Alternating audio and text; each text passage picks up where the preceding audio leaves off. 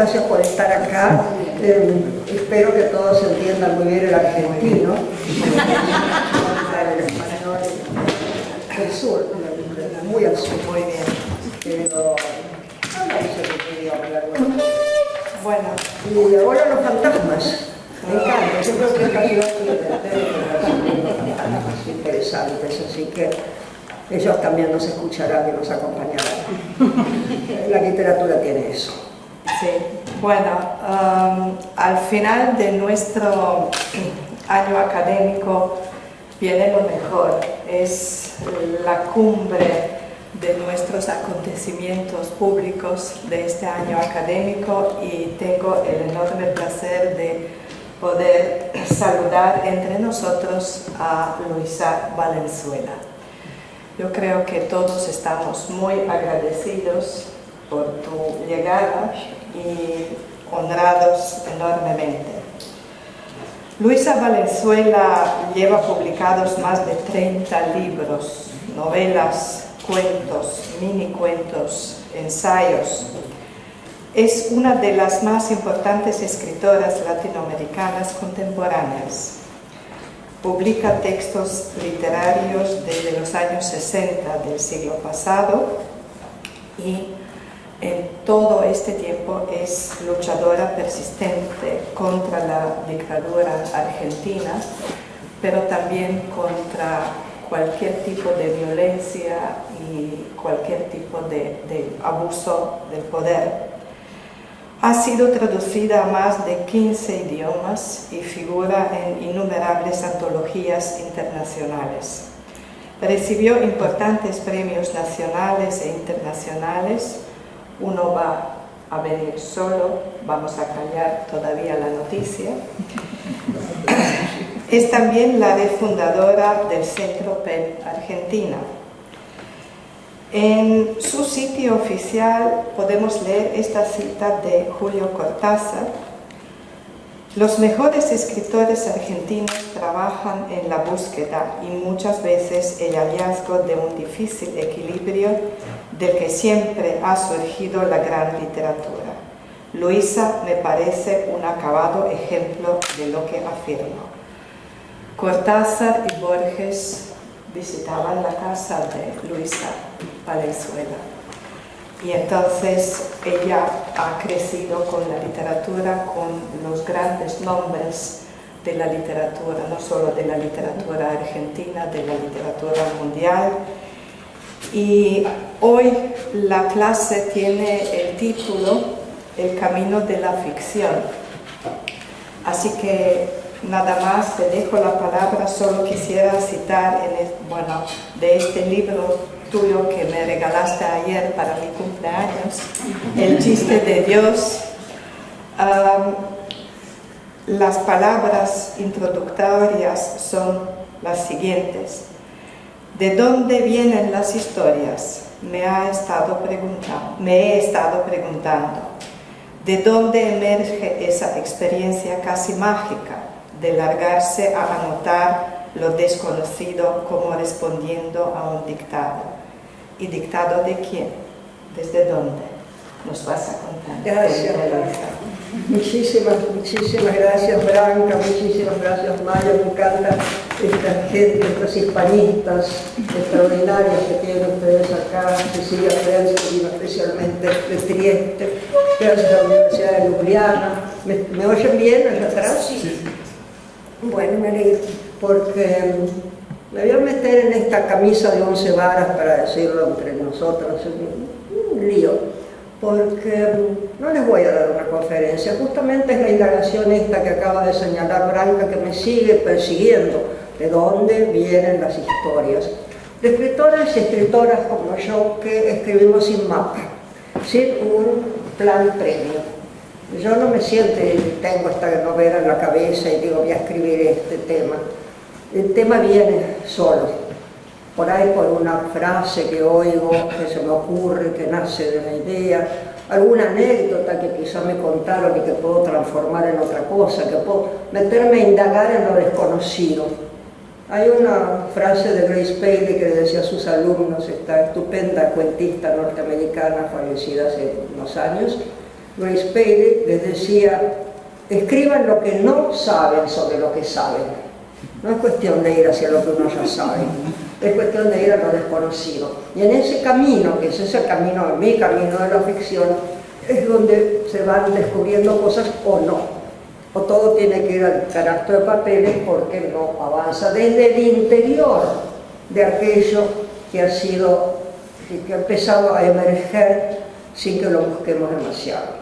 Entonces yo para estas experiencias como tengo que dar varias charlas en el camino, tengo que ir a Italia a presentar un libro que acaba de salir en italiano y demás, decidí armar este sistema, que con mis citas favoritas, pero citas ajenas, tomar al azar,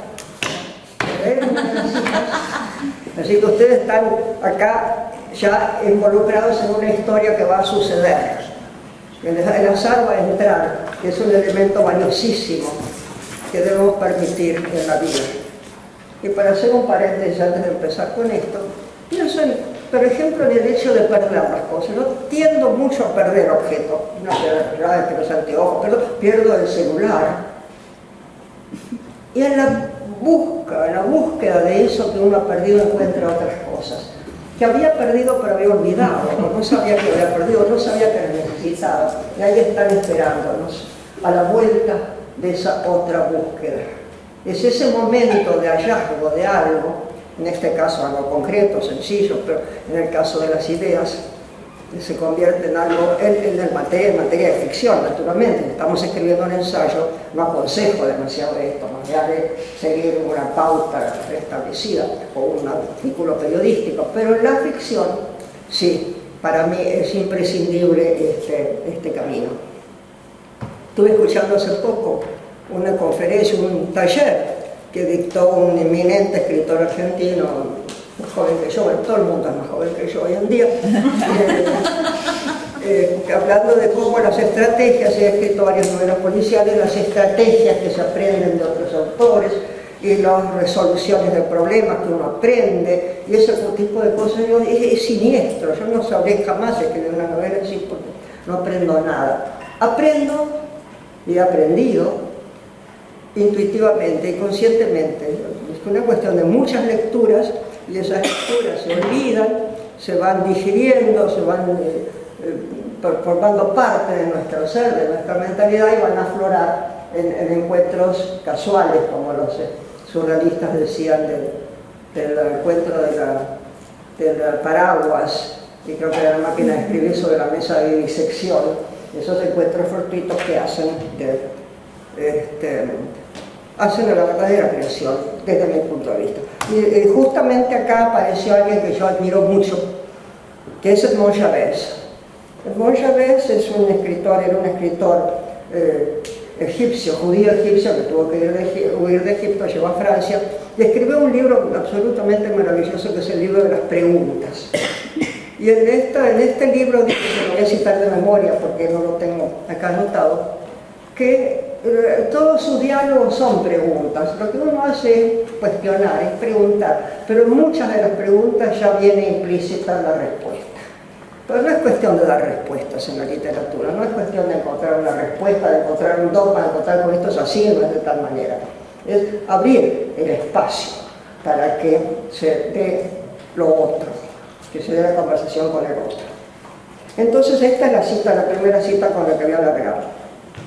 No es el escritor quien posee la clave del texto, tampoco la posee el texto tal y como se ofrece en su lectura, sino aquello que no se ha dejado encerrar en la palabra. Mira qué inteligente, qué interesante. Aquello que no se ha dejado encerrar en la palabra, porque la palabra libera. Y me voy a encontrar por acá con una frase que también voy a citar de memoria, que dice Alfonso Reyes, el gran pensador mexicano, y dice algo así: tiramos de una palabra y detrás de ella viene el universo. ¿No? Una palabra, de golpe uno está escribiendo hacia un camino, ya lo ves porque empezó a ir esta exploración, y en esa exploración el camino va apareciendo. Y de golpe esta palabra que entra pensándola desde un lugar de connotación, al terminar de escribirla en esos segundos, cambia de color la palabra, cambia de connotación y nos lleva a otro lado. Y eso hay que aprender a respetarlo. No es fácil. No es fácil porque desorienta, pero hay que trabajarlo. Entonces la siguiente cita que salió al azar, como se habrán dado cuenta, yo mezclo, es de Calvino, de Italo Calvino. En las 6 propuestas para el próximo milenio, ustedes conocerán aquello que él escribió en las conferencias, que murió antes de poder escribir la última, y en una de estas conferencias, no me acuerdo cuál, discúlpenme, dice: mi confianza en el futuro de la literatura consiste en saber que hay cosas que solo la literatura con sus medios específicos nos puede dar.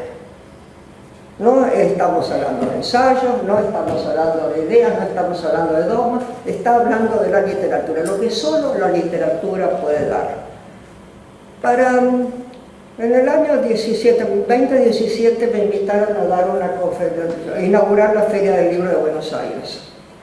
Yo era la tercera mujer en 40 años de Feria del Libro que inauguraba la feria, entonces tenía que tomar ese rol, pero también tenía que tomar otro rol, que un poco lo que Branca mencionó, de enfrentarme con el gobierno de turno, que era el gobierno de ultraderecha de la Argentina, que reinó, es una manera de decir, que destruyó el país durante 4 años, del 15 al 19, y entonces tenía que enfrentarme con eso y empecé a trabajar el tema de la posverdad, y lo que hay de verdad en la literatura. Y me encontré, así indagando, con una cuestión que en Inglaterra trabajaban, no sé si seguirán trabajando, pienso que sí, aunque la pandemia cambió muchas cosas, que es la biblioterapia.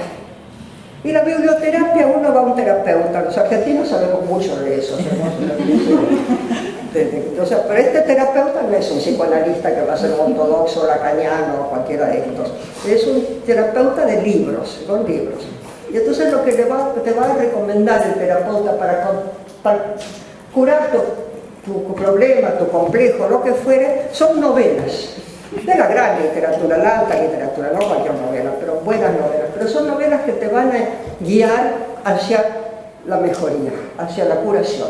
Y no hay duda, todos hemos encontrado en nuestro camino alguna novela, algún cuento, algún libro de ficción que nos resultó terapéutico, ¿no? Y es lo que dice Calvino, que es lo que solo la literatura sabe. Pero lo sabe y no lo dice directamente, no baja una línea, no da un mensaje. Lo sabe y lo deja flotando sin querer para que el otro lea dentro de eso lo que necesita leer o quiere o puede leer o se deslumbra descubriendo. Bueno, acá tenemos el profesor Alfonso Reyes, ya se lo dije, ya está usado. Cortázar, que fue mencionado sobre el cuento, es un gran cuentista, es un maestro que ha trabajado muchísimo el tema del cuento. Yo, la primera idea de dar esta charla, que escribí una conferencia, por si acaso en algún momento se necesita una conferencia de verdad, que también tiene lo suyo. Era el camino de la novela. Y después me di cuenta que no, que la novela y la ficción, porque para mí el cuento es un género muy importante. El cuento es un género más difícil que la novela, porque tiene que ser comprimido, tiene que estar todo ahí sin explicitar. Aquello que va a ser dicho sin ser dicho, que uno tiene que ir descubriendo, que es lo que es el cuento. Entonces Cortázar dice: la burrada sin perdón es creer que un cuento, que es el de un diamante puro, puede confundirse con la larga operación de encontrar diamantes. No estamos buscando ahí pasa que hay que encontrar. Hay que la revelación.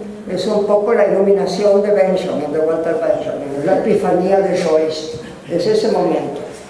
Porque, dice Cortázar, siguiendo esa misma idea, un cuento es siempre el vellocino de oro y la novela es la historia de la búsqueda del vellocino. El Golden Fleece, ¿no? Bien. Este es duro, esto lo tienen que pensar, porque yo no estoy de acuerdo, pero sí estoy de acuerdo, pero ahí está donde se juega esta incertidumbre, donde se juegan las contradicciones con las cuales nos vamos a enfrentar en estas tareas de la literatura. Y dice Carlos Fuentes: el mundo está lleno de enigmas que no deben ser interrogados a menos que se desee la catástrofe. Pero ¿por qué no vamos a desear la catástrofe? O bien, no la deseamos decididamente, pero hay que asumirla. Yo no sé si no está... Porque una cosa es indagar el enigma desde la indagación y otra cosa es tener una respuesta para ese enigma. No la tenemos. ¿Qué es la vida? ¿Dónde vamos? ¿De dónde venimos? ¿Qué es la muerte? No la tenemos. Son enigmas, pero que nos seguiremos indagando y habrá catástrofes. A veces, y a veces no. Tampoco hay que temer la catástrofe. A menos que de acá pase algo y todo se subleve en contra mío y venga la catástrofe de todo lo que digo, pero bueno. Entonces viene justo atrás. Esto hasta la casualidad, lo mezclé. Pero esta es una cita que yo aprecio mucho. A mí me parece muy importante tener en cuenta si se escribe. Y es de George Steiner, del crítico norteamericano George Steiner. No estoy seguro, dice Steiner, de que quede personalmente intacto quien, por escrupuloso que sea, emplee tiempo y recursos imaginativos en el examen de los lúgubres lugares. Sin embargo, esos lúgubres lugares están en el centro del panorama. Si los pasamos por alto, no puede establecerse ninguna discusión seria sobre las potencialidades humanas. Ahí está en contra un poco de lo que dice Fuentes, ¿no? La catástrofe puede venir, uno tiene que explorar los lugares, meterse. Sí, el hilo narrativo te lleva allí. Esa es otra historia, es una cosa importante que tenemos que pensar.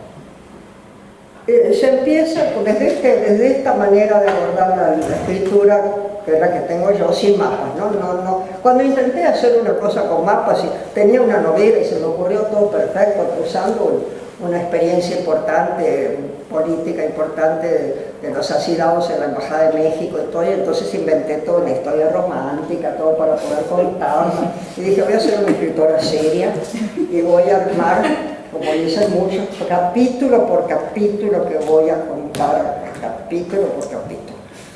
Lo tenía todo armado. Y me siento a escribir el primer capítulo y lo leo al día siguiente y me parece un horror. Entonces, bueno, esto no lo puedo haber escrito yo, no puedo. Entonces, voy a escribir un poco antes. El hecho es que de golpe tenía 300 páginas de nada, de sonceras, porque no era mi sistema, no podía.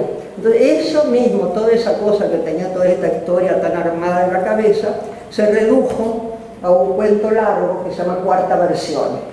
Entonces, Cuarta Versión es la compresión de aquello que iba a ser una larga novela con los romances de la actriz, con el embajador y los asilados políticos y la maripocha y el asalto a la embajada y todo lo tenía muy bien diseñado. Se fue, como decimos en la Argentina, te dejo al carajo, y tuve que explorar el carajo, que es el lugar donde nacen las cosas.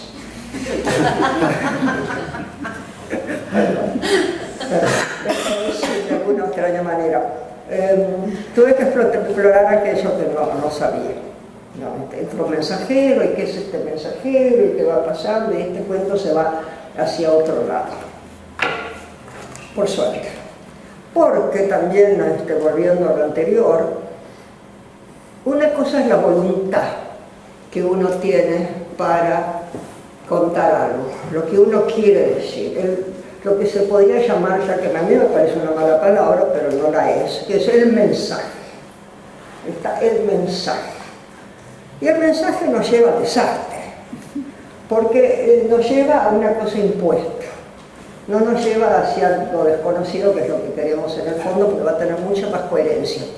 Entonces me ha pasado de estar escribiendo un texto así libremente y de golpe frenar, y cuando lo quiero retomar ya no sé por dónde agarrarlo, este hilo se me ha perdido. Entonces tengo, racionalmente, porque una piensa también de vez en cuando les ocurre, tengo una idea que puedo decir, bueno, esto se puede resolver de esta manera, esta cuesta, este tuerto, se lo resuelvo así, así, y no sirve. Porque esa historia no está dentro de aquello que fue naciendo espontáneamente, de aquel lugar que yo me pregunto cuál es, de dónde vienen las historias. Porque parecería, cuando uno está escribiendo, cuando está escribiendo así, cuando esto está funcionando, cuando se da ese milagro, no es fácil, que esto ya está escrito, que está siendo dictado. Mi primera novela la escribí, la veía como en cine.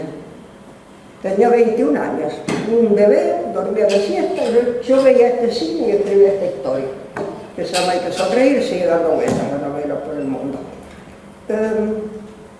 Después nunca más vi cine, se me acabó esa facultad, pero adquirí otra a pesar de haber perdido un oído de chica, cosa que se han dado cuenta porque oigo mal. Y oigo voces, oigo el ritmo, oigo la respiración de aquello que está pasando. Entonces esto está naciendo de esas voces, de esa respiración, de aquello que se va concatenando palabra tras palabra.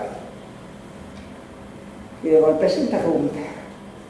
Y entonces hay que encontrar para dónde seguir. Pero eso que encontramos no sirve. Y uno lo entiende porque la experiencia te enseña qué es lo que sirve y qué es lo que no sirve en lo que estás trabajando. Pues se requiere mucho trabajo, pero en ese momento de afloramiento de la cosa. Y entonces hay una novela que algunos de ustedes han leído, que es El Mañana, que para mí es un poco mi ars poética, es una novela larga, que me llevó 7 años de escritura. Y les cuento esto porque son experiencias personales que muestran un poco lo que es el camino de esta escritura. Y me interrumpía y se me ocurrían cosas interesantes y las escribía. Después no me sabía, todas las fui dejando de lado y quedaron en el seno de mi computadora olvidada. Finales, por ejemplo, y no era el final, porque no era el final que había nacido con ese principio. Eso que empieza tiene una resolución propia, sobre la cual uno no puede imponer otra. Por lo menos yo siento así, y así es como me satisface el resultado final. Y entonces quedó en la computadora. Cuando me reeditaron la novela hace un par de años, 10 años después de la publicación inicial, me encuentro con estos finales, varios finales, todo un largo diálogo con el narrador, que me tiene una idea de Clarice Lispectoriana, y lo pensé porque acá tengo mi próxima cita de Clarice Lispector, a quien admiro muchísimo, por supuesto.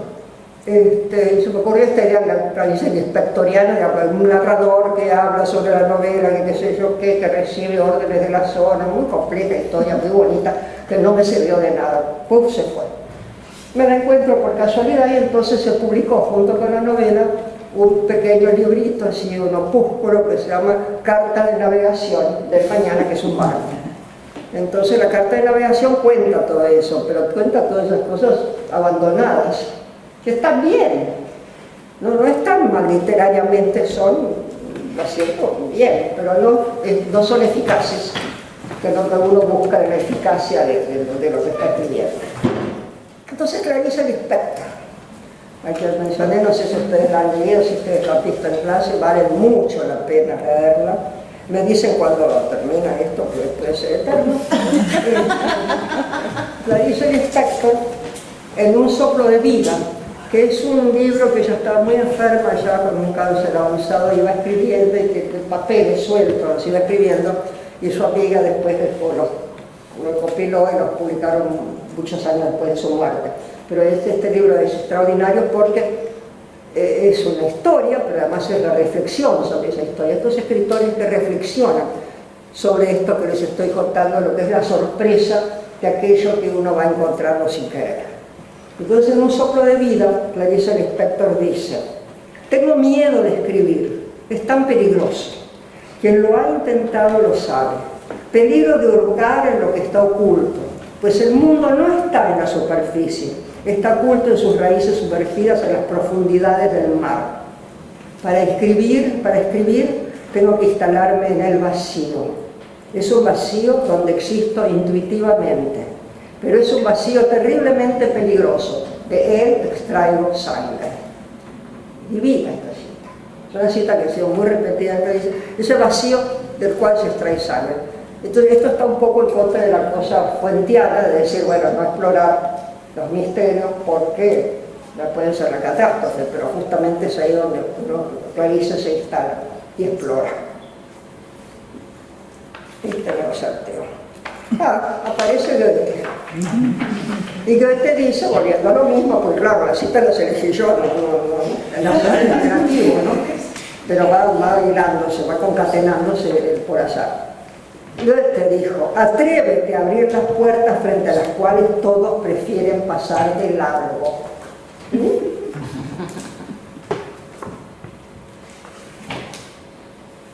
Otra vez Simón Chavez. Si la palabra clara, el silencio no oscurece, regenera. Y eso también hay que pensar, todo lo que no está dicho, lo dicho, pero que está, de alguna manera está viviendo. Y dice Chavez, el entredicho está en el interior de lo dicho, nunca como el hueso en el fruto, sino como el sol en la noche iluminada. Es un contrasentido, es un oxímoron, el sol en la noche iluminada, a menos que vivan en Suecia, al norte de Noruega. Pero sí, hay esa iluminación de aquello que no está. Y eso es lo que busca la gran literatura, eso es lo que da, no busca la gran literatura. Eso es lo que uno descubre al ir leyendo ciertos textos, ciertas novelas que refieren. Entonces aparece otro de estos que dice cosas similares. Y es W.G. Sibbald, el gran Sibbald de Nostalgich. Dice, nadie puede explicar exactamente lo que sucede dentro de nosotros cuando las puertas tras las cuales se esconden nuestros terrores infantiles se abren de par en par.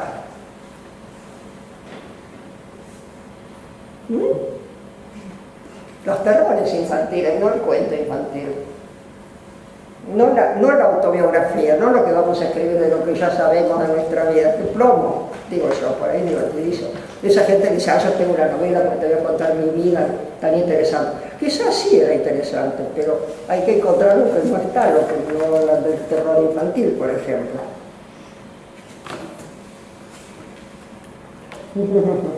Esto es divertido, acá ya viene un poco de humor, pero bien, bien, porque también lo dice. Kathy Acker, que es una de estas escritoras norteamericanas, ya de los años 60, 80, pero muy subversiva en su momento. Se llama Hannibal Lecter, el libro se llama Hannibal Lecter, My Father, My Mother, Demonology. Hannibal Lecter, ¿se acuerdan del caníbal, no? Mi padre, mi madre, demonología, ¿no? Mi madre, demonología, o sea, desembarázate del sentido. Dice, tu mente es una pesadilla que anduvo devorando sentido, ahora devórate tu mente. ¿Dónde está la mente? Esa es una buena pregunta, ¿no? ¿En el cerebro? ¿Fuera del cerebro? ¿Dónde está? ¿Con qué pensamos? ¿Qué se piensa? Yo creo que pensamos con el cuerpo. No trabajé mucho la idea de pensar con el cuerpo. Acá debe haber una cita de esta que medio corrobora la idea. No pensamos solamente con el cerebro. Además, el cerebro, es decir, la mente, es mucho más amplia que los sesos que tenemos metidos en la cavidad craneana. Porque, por ejemplo, Roger Bartra, que es un antropólogo catalán, habla del exocerebro. Tenemos un exocerebro.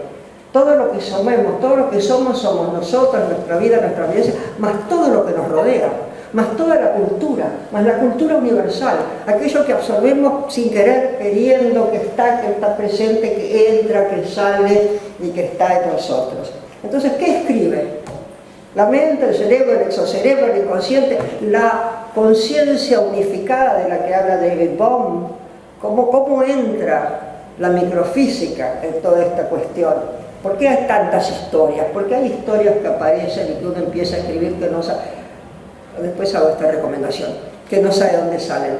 Y les recomiendo, la mañana se despiertan, agarran un papelito, lo que escriban, y escriban lo que les sale, no en relación a lo que han soñado, en relación a las palabras que surgen en ese momento donde la conexión con el inconsciente o lo que fuere está todavía latente, está todavía sin intermediarios, sin defensas. Después uno empieza a defenderse.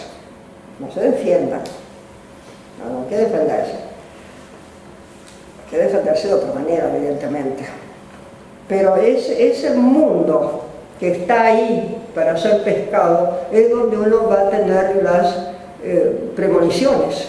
¿Cuánta novela hay que cuenta lo que va a pasar después, sin querer, sin que el autor o la autora se haya dado cuenta que estaba contando eso? Uno mismo se lee años después y se escucha, si esto lo escribí en el 2010 y pasó en el 2016. Entonces, es muy raro todo eso. Pero este mundo del exocerebro, esas antenas. Cortázar hablaba, no me acuerdo, de radares. Cortázar hablaba de radares que están funcionando y que es muy interesante. Se habla de la intuición femenina, pero la intuición es de todos, hay la parte femenina de cada uno de nosotros y nosotros. A mí me gusta el lenguaje inclusivo, me gusta mucho el lenguaje inclusivo. Trato de encontrar sinónimos que sean neutros para no estar tanto con la E, pero si no, sí, porque te da conciencia de lo que es el género, ¿no? Te da conciencia del lugar de la mujer, del lugar del otro, en el lenguaje que si no oprime. Y esa parte, empezamos a hablar de esta segunda parte. Pasemos a yo ya hago abandono de mis fichas, porque ya no tengo tiempo, pero pensemos en las amenazas. De las amenazas realmente ahora, la amenaza es la inteligencia artificial. Yo le tengo pavor, porque no es que va a saber más que yo o menos que yo, va a pensar por mí. Y yo no quiero que nada piense por mí, yo quiero pensar solita, mal o bien, como me vaya, pensar así. Y dejar que los personajes vivan. Cuando uno está escribiendo y a veces aparecen unos personajes que son más tenaces que otros y perduran, y te siguen dictando cosas y siguen sabiendo más que uno.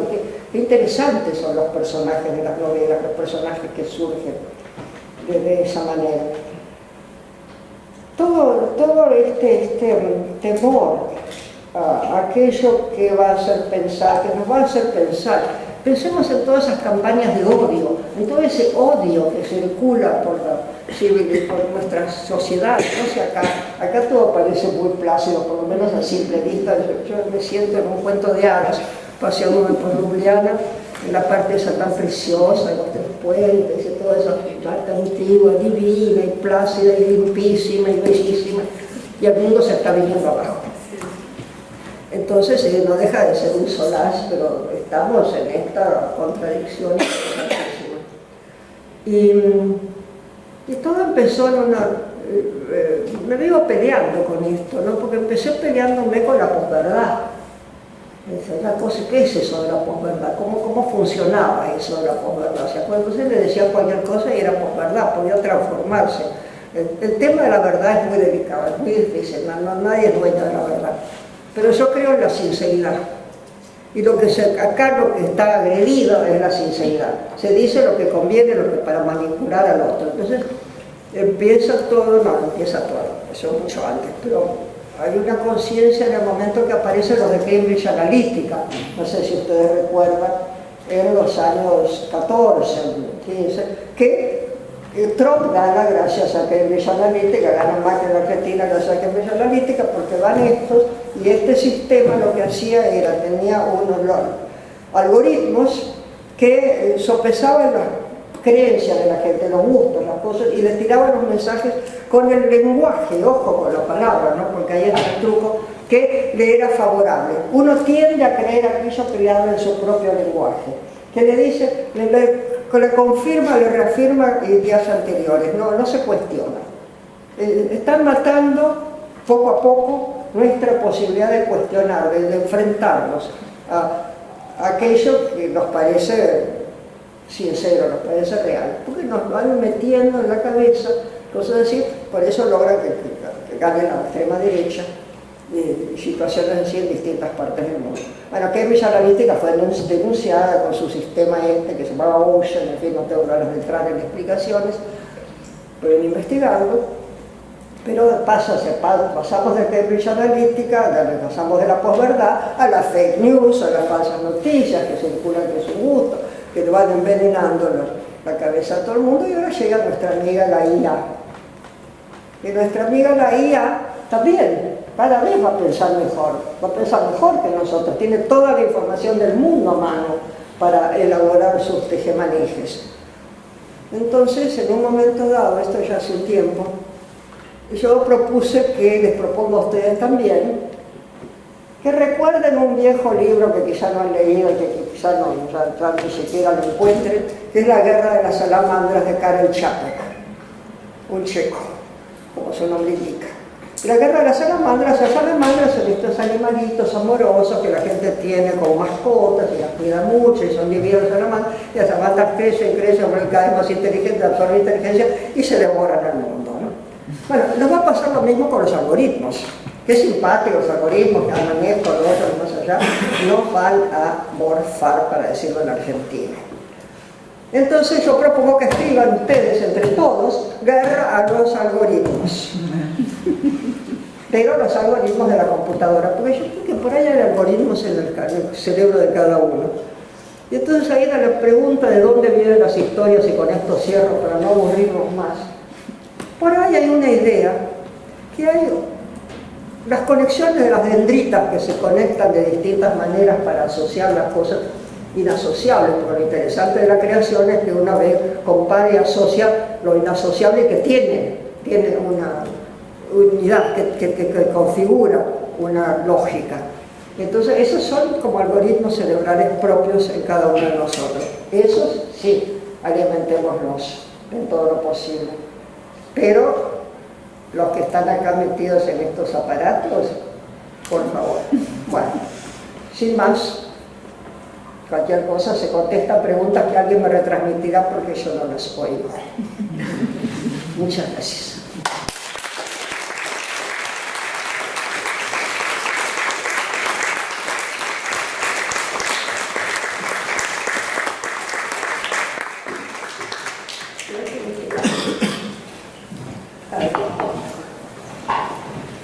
Muchas gracias, Luisa. Ahora las preguntas, los comentarios, las dudas, nos ha abierto muchísimas puertas, ¿verdad? Y bueno, algunas más claras, otras están llenas de enigmas, así que por favor, adelante. Ya le vamos a festejar. No, yo quizás, sí. Por todo, déjame pasar. Yo oigo, pero Sí, muy al lado.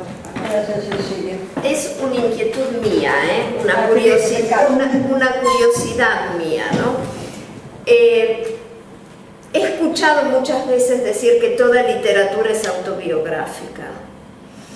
Entonces, por todo lo que dijiste, por las citas que hiciste, y a mí, yo creo un poco en esta idea, ¿no? Cuánto es importante la autobiografía. Por la búsqueda, en cuanto tal, ¿convierte al lenguaje en autobiográfico o no? Claro, ¿qué dimensión le das a la palabra autobiográfico? Es autobiográfico en el sentido que es propio, pero no narra tu vida. Es decir, que si podemos ampliar el concepto de autobiografía. Claro. Entonces no es la biografía en el sentido de la vida narrada, que yo fui a tal lado y hice tal cosa, papá, mi mamá y mi papá. No, claro. A mí me resultan insoportables. Además, tengo cosas muy lindas para contar, pero ya las conozco, ya las conté, ya está. Entonces, pero quizás sí, porque además el acercamiento a aquello que es lo desconocido para mí en este caso, tiene que ver con tu propia personalidad, tiene que ver. Yo es mi curiosidad balsana de toda mi vida. Entonces entra en juego algo que sí que es autobiográfico. Yo de chica no quería ser escritora, me crié con escritores, rodeada de grandes escritores argentinos, mi madre es una gran escritora, y andaba merodeando por los techos inventándome aventuras. Bueno, sigo merodeando por los techos escribiendo las aventuras, así que quizás sea autobiográfico, pero con una mucha más amplia dimensión de la cosa. Con un diapasón amplio de la definición. Y vos citaste Cuarta Versión, sí. Y en Cuarta Versión, digamos, ahí está la escritora que de alguna manera debate consigo misma sobre la escritura, sobre el proceso de la escritura, porque justamente el título, ¿no? Cuarta Versión, nos pone ante las varias versiones de un texto. y lo dijiste vos misma. Ahora, la novela que vas a presentar en Italia, il procuratore muore, ¿no? Tiene una segunda parte donde también, según mi opinión, se cuestiona el proceso o se reflexiona de otra manera sobre el proceso de la escritura. Y un poco también todo esto lo relaciono con lo que dijiste. Claro. No quería entrar en esa novela para no robarte el tema. No, pero justamente yo sí. Pero espérate que se me ocurrió otra cosa antes, el proceso de la escritura, cuarta versión. Una cosa que a mí me interesó mucho y estuve trabajando el tema, son los escritores, como Cortázar, que se sorprenden con esto que estoy contando en su propio, y escriben al lado sobre el proceso de la escritura. Ustedes han leído Rayuela, espero, y si no lo leyeron es un clásico de esos, así que toda juventud debe leer, todo siempre, y que pasan todas estas anécdotas, estas historias, y hay un escritor que estos jóvenes veneran que reflexiona sobre el proceso de la escritura, que es Morelli. Eso en el Rayuela. En otra novela que salió hace mucho después de que lo hubiera escrito Cortázar, que se llama El examen, tiene todo otro tipo que se llama Andrés Fava, que tiene un diario de Andrés Fava que reflexiona sobre, pareciendo los premios, reflexiona sobre la escritura. Porque hay esta sorpresa, ahí está, y de golpe esto está sucediendo delante de tus ojos, ¿de dónde viene? Entonces, a veces da ganas de reflexionar. Entonces, evidentemente, cuántas veces ya no me acuerdo, pero algo reflexiona ahí. Pero entre el procurador, el fiscal muere, se llama, es un caso en la Argentina importante, y una mañana me despierto con esta idea de que la mañana cuando te despertás las ideas, entra un personaje, que debe ser un personaje de un cuento que yo había escrito un mes antes, un excomisario entra y me dicta, ¡pac!, cómo pudo haber sido asesinado este fiscal, que en realidad se suicidó, pero que la derecha en ese momento usa para destituir al gobierno acusándolo de haberlo matado. Pero bueno, es una larga historia, había una serie en Netflix, etc. Entonces la media Argentina está convencida que el gobierno populista de Argentina, que ahora está y populista en este caso no es una mala palabra, es una buena palabra, pues es nacional y popular, que está convencido que lo mataron porque el tipo había ido a denunciarlo a los presidentes. El tipo nunca había investigado nada, el tipo no había hecho nada, la denuncia no hacía agua por todos lados, de hecho nunca pudieron probar nada era mentira, lo que decían mentira, probarlo, googleaba si era mentira. Entonces, bueno, el tipo se suicida, pero la acusan a ella de asesina y ahí cambia el gobierno. Entonces, este personaje me dicta a mí cómo los servicios secretos israelíes y norteamericanos con los cuales este tipo estaba trabajando para su investigación, de otra cosa, lo hacen matar a distancia.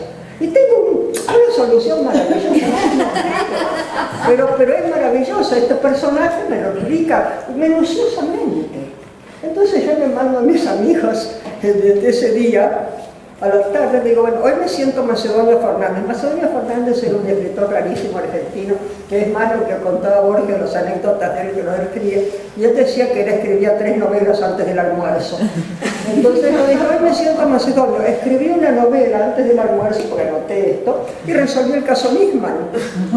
Era fantástico. Y este personaje sigue viviendo conmigo, me sigue dictando cosas, pero como yo no sé escribir una novela policial, tuve que contar toda su vida, me obligó a contar su vida, me divertí mucho contándola, pero entonces este suspenso va quedando relegado hacia el final de la novela. Es una mala novela policial, es una buena novela. Pero sin embargo está la parte central de la novela, donde el personaje femenino narra sobre su escritura y el comisario la va comentando. Es un comisario muy sui generis. Sí, pero toda esa parte también reflexiona de alguna manera sobre el proceso de la escritura. En realidad es eso. Y como dijiste, de dónde nacen las historias. Claro, eso no lo tengo que hacer. Lamentablemente te lo voy a tener que volver a contar en Trieste. No, pero yo te hago otras preguntas. Bueno, será fácil. Ok. Yo estaba trabajando antes de que este personaje apareciera en mi vida. Lo adoro, se llama Masachesi, escrito en argentino, porque hay toda una historia, pues porque lo escribe en argentino. Bueno, eso está simpaticísimo. Sí. Y etcétera, etcétera. Entonces, antes de que empezara este show, un buen día dije, no puede ser que yo tenga que siempre esperar a que la musa o lo que fuere me ponga una novela a mi disposición para que me quede una frase, una cosa que me despierte una novela. La tengo que sacar de la nada, tengo que haber una novela en la nada. Entonces me solté a escribir una novela de la nada, desde la nada mía, no había nada. Y apareció una fonda, y apareció este lugar, y apareció Tatá, y empiezan a aparecer una persona. Y estaba escribiendo eso cuando entró Massachusetts. Entonces lo regalé a la otra persona. Esa novela escrita iba avanzando. Y por eso aquí está todo el cómo construir la historia. Cómo construir la historia. Entonces, este comisario totalmente sui generis, porque nuestros comisarios, mamá mía, no son trigo limpio para decirlo en Argentina, pero este sí, porque está inspirado en Montalbano, es un anacronismo que me permití, no digo Massachusetts. Entonces su comisario honesto, que claro, se burlan de él cuando llega con esta, lo sacan rajando a la policía, no les conviene nada, lo jubilan de antemano, se lo sacan, se burlan de él, porque era un tipo que leía novelas policiales de joven y quería hacer letras. El papá, que era laxista diplomado, quiere que siga su profesión, y como el chico no quiere seguir un profesorado de letras, lo quiere mandar al liceo militar. Y era peor ser militar que ser policía, entonces decía que como policía puede investigar y ser detective y para la academia de policía. Por eso este tipo de culto aterriza como comisario. En fin, esto me lo hace contar él. Él me cuenta su vida, yo te la cuento, la novela. Pero sí, es la reflexión de él. Entonces, pero él no puede contar, él tiene un trauma espantoso porque no puede contar esa solución que tuvo, pues se burlaron de él, lo sacaron bajando de la policía. Entonces cuando va y entra en esta otra literatura, lo va viendo, entonces ahí pues destraban su trauma, ¿no? Su complejo. Bueno, yo ya hice Bueno, muchas gracias. preguntas, les dejo a ustedes. Por él porque lo quiero. Muchas gracias. Bueno, creo que les doy ya los minutos, no menos que tenga alguna pregunta candente. ¿Me oyes? ¿Puedes escuchar? No, no tengo ni idea, de acá háblame a mi oído. Me pongo de este lado. Gracias, Maya. No, muy sencillo. Hasta ahora hemos hablado sobre todo de novelas en esta última parte.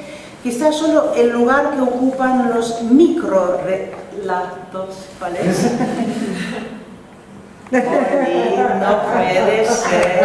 No puede ser los microrelatos. Los microrelatos nos permiten... Es eso. Ahí está una prueba de aquello que estamos hablando. Esto estaba en el aire. Yo lo saqué y dije, bueno, ya no se me Esta mujer la piel de Camilo. lo pescó. De Galila. ¿Qué? ¿La mujer? Esta mujer, vos lo pescaste. Lo pesqué. Aquello que estaba... Los microrelatos, entonces me respondo yo misma a mi pregunta, entonces, sí. Nos permiten acceder a una epifanía en los breves minutos de una espera. Pero ¿de quién es esta cita? Eso es tuyo, y claro, porque eso son los dos puntos de microrelato. Por eso digo, porque no hay firma ni nada. 2. Son herramientas de precisión, trampas para cazar vivo al lenguaje. 3. Son piezas de un rompecabezas secreto que se bastan a sí mismas. 4. Son un rayo de inventiva, verdadera microfibra, subrayado, en el telar de la literatura. No hay que poético. Y 5, último, los microrelatos requieren comprensión para la comprensión. Requieren la presión, no, pero para la compresión para la compresión, bueno, sí, ha faltado una L. La compresión para la comprensión. Muchas gracias, casi me lo llevo, casi me lo quedo. Porque después pues, voy a seguir. Es tuyo. No me importa. Ah, gracias. Pero es eso. Lo que pasa es que yo pienso que son como maquinitas de pensar, buenos microrelatos, no todos. El dinosaurio de Tito Monterroso, microrelato emblemático, que tiene un mal título, está mal titulado, se llama El dinosaurio y sabemos que es un dinosaurio. El título a veces hay que usarlo para agregarle significado. Pero el dinosaurio dice, cuando despertó, coma, el dinosaurio todavía estaba allí. Bien. ¿Quién despertó? ¿Qué despertó? Entonces hay como 1000 páginas escritas sobre el dinosaurio. Hay un crítico mexicano, Claudio Zavala, que recopiló en un librito hace muchos años 140 páginas. Son la gente que escribió su propia versión, todos tenemos nuestra propia versión, pero dice ahora que tiene como 1000 páginas escritas sobre 7 palabras y 9 con el título.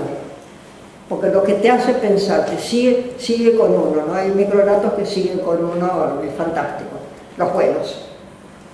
Es muy exultante escribir microrelatos también, es un desafío, ¿no? De golpe, según se presentan los desafíos, tengo unas microfábulas, todas con la misma letra, todo el abecedario, es el ABC de la microfábula, tenés todas las primeras, todo con A, arañela, araña, argentina, taca, todo con B, burro, barrunta, no sé qué, y va saliendo, porque es tirar del lenguaje, y vivir adentro del lenguaje.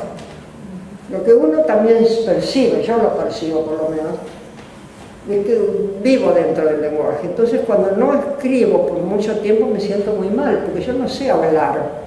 Bueno, ahora estoy hablando un poco demasiado, pero digamos que estoy diciendo cosas que ya conozco, pero para crear necesito escribir.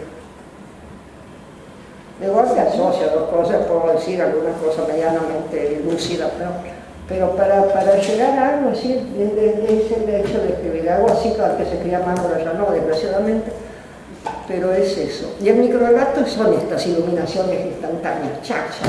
Hay uno pero lo cito porque es tremendo citarlos, contarlos, porque el lenguaje, cada palabra, cada signo ortográfico pesa, tiene un significado.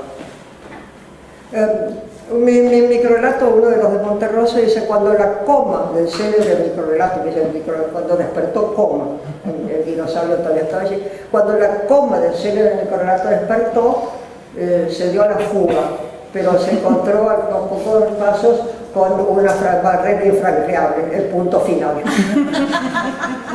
Pero después hay uno chiquito de Cortázar, que era la época, no existía el microrelato como género. ¿Tienen tiempo? ¿Yo puedo seguir hablando? Es un género, como género es nuevo, relativamente nuevo, en los años 90. Yo lo descubrí gracias a Francisca Novelón en Salamanca. Pero hay microrelatos de todos, Boccaccio, hay microrelatos por todos lados. Entonces hay uno de Cortázar que dice, el de los cronopios, ¿no? Las historias de Cronopio. El cronopio perdió las llaves de la casa y las buscó en el cajón de la mesa de luz. La mesa de luz estaba en el dormitorio, el dormitorio estaba en la casa. Después cuando quiso salir de la casa no pudo porque no encontraba la llave, pero está muy bien escrito, no lo puedo citar así. Y son cositas así de iluminación, y seguís pensando, son como maquinitas de pensar, los grandes microrelatos. Uno que puedo contar, pero también mal contados, porque no... cada palabra, entonces uno escribe un microrelato y después tenés que pulirlo al mango para que cada palabra sea la precisa, exacta, para no tener ninguna rebaba, nada de exceso. Pero hay uno de Ana María Schua, que es una gran microrrelatista argentina, que dice así, a ver cómo es. El hombre lobo abrió la boca babosa con sus fauces ensangrentadas y abrió la boca grande y se oyó de golpe un chirrido tremendo. El hombre lobo tuvo miedo, el dentista también.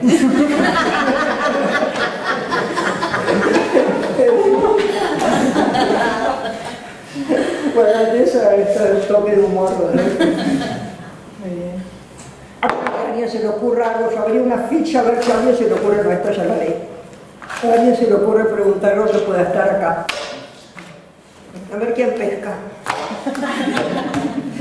A la pesca. Sobre un tema de literatura, digamos. Bueno, no importa. Ya está. Sí, jueguen entre ustedes. Jueguen entre ustedes, pónganse desafíos, digan un microrelato sobre los 3 puentes. ¿Por qué hay 3 puentes en un lugar cuando hay uno basta?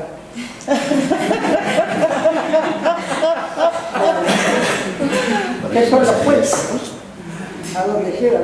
¿Qué es un puente? Lindo el tema del puente.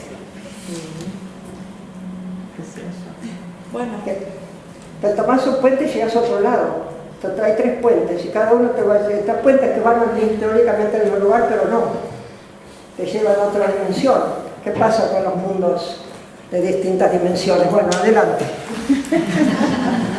Yo los dejo.